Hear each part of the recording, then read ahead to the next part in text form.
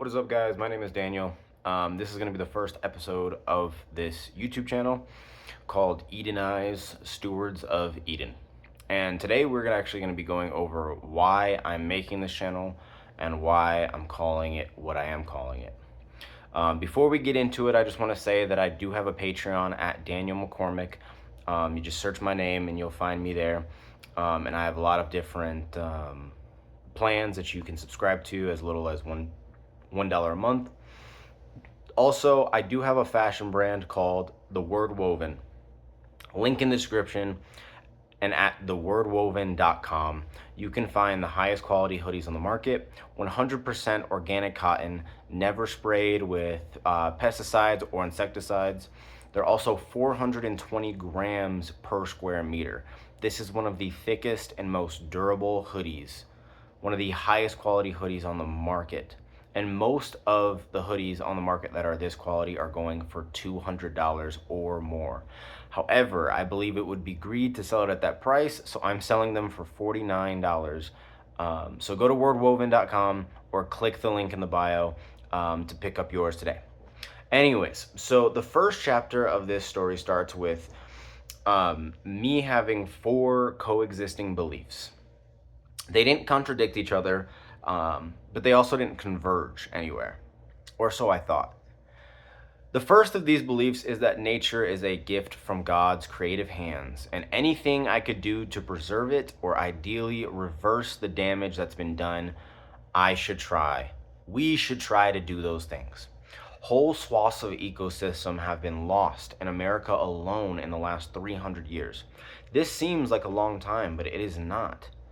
This is a hyper rapid habitat loss, and there's no way for the humans doing the damage to even come close to knowing the true cost of their actions.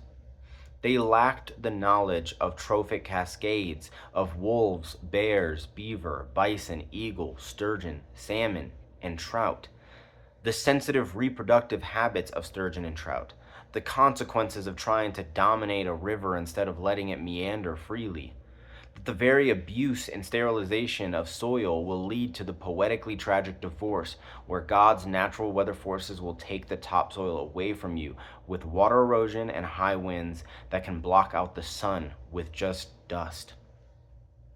Even potentially doing these habitat restorations through Pleistocene reintroduction projects to see if roles can be fulfilled from now extinct animals that likely engineered their environments and had symbiotic relationships that have been lost, but only just recently lost.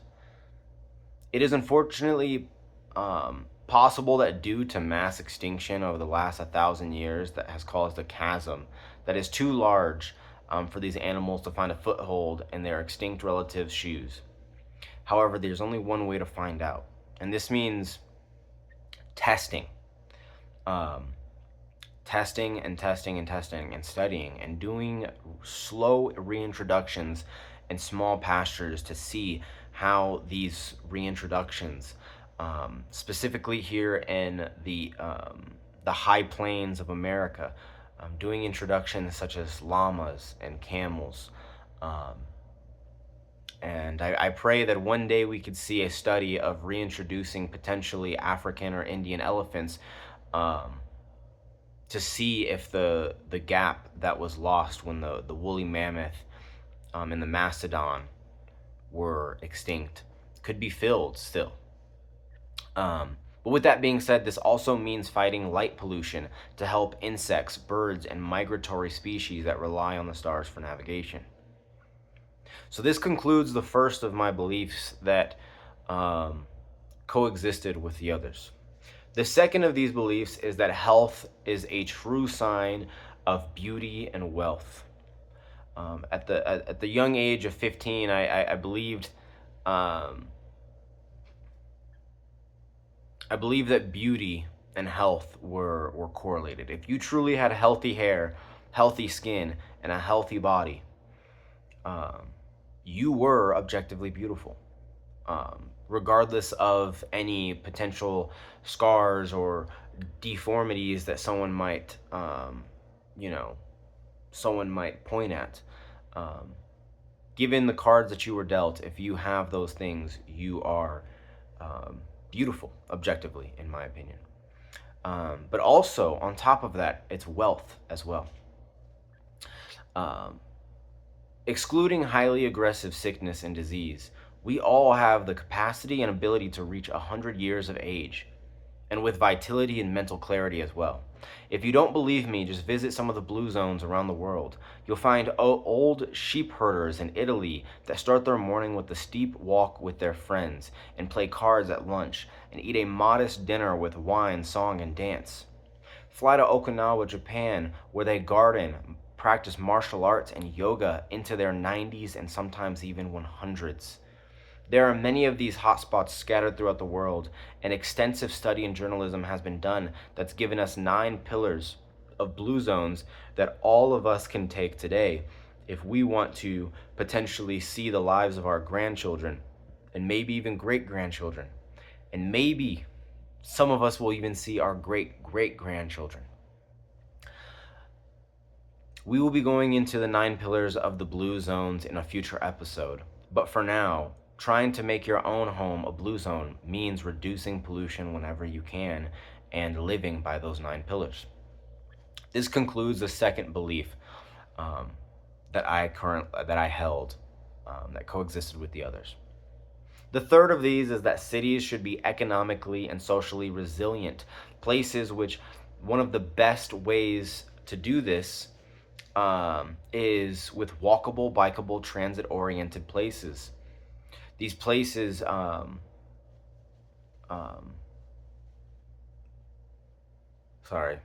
my dog is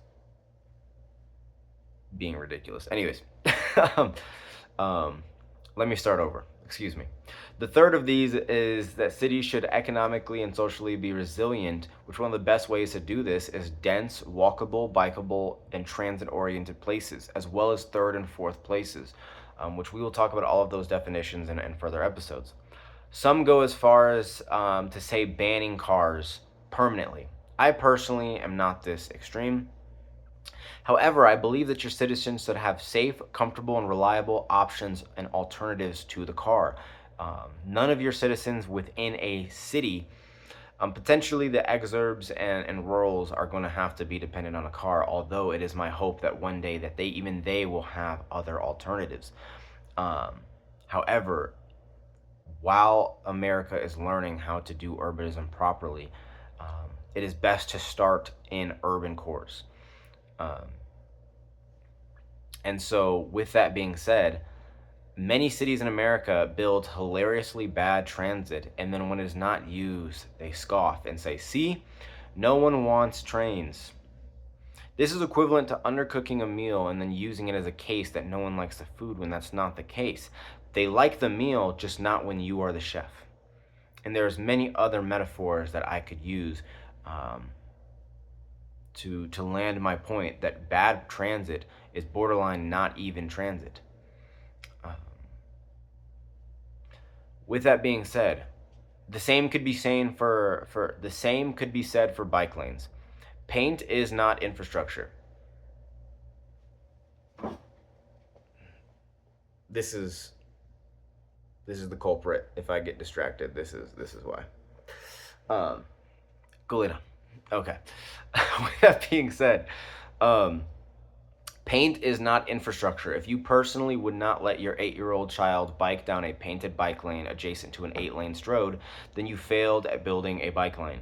When bike lanes are built with physical separation, wayfinding, and they go places that people actually want to go and need to go, they are used, especially when you give the proper time for the culture to adjust. Putting in a bike lane for one summer and then ripping it out, saying that you have enough data, is not true. Most people probably didn't even know that that bike lane existed. Most of the people haven't even had time to save up for an e-bike. Most of the bike share programs haven't had time to come in and adjust. It takes at least, potentially, in a very generous case, it can take up to 5 years sometimes for the culture to shift. There are cases where the culture has shifted way sooner, as soon as a year or two.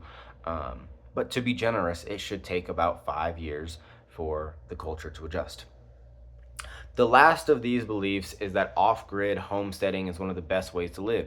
Growing your own food is one of the healthiest ways to eat, but also exercise and find joy and fulfillment. Going off the grid builds economic and ecological resilience.